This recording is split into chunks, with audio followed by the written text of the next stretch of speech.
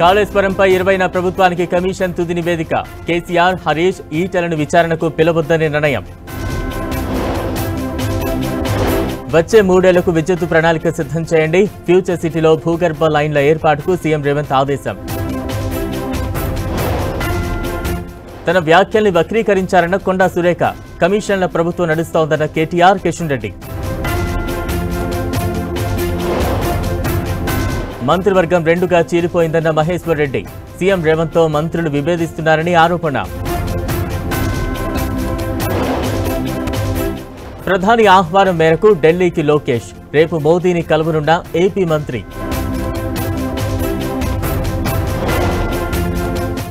వరుస కేసులతో వంశీ ఉక్కిరిబిక్కిరి.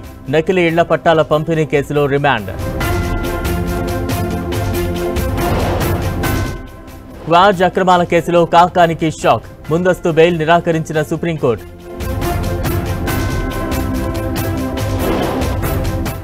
అంతర్జాతీయ దృష్టికి పాక్ ఉగ్రకుట్రలు. అఖిలపక్ష నేతలతో కేంద్రం త్వరలో విదేశీ పర్యటన.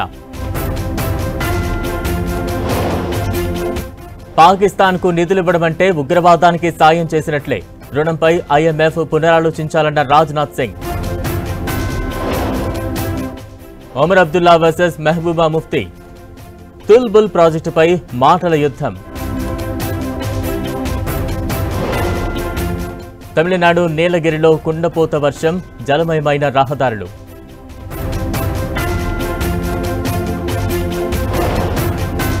పాలమూరులో ప్రపంచ సుందరీమణుల సందడి. పిల్లల మరిని సందర్శించిన అందాల భామలు.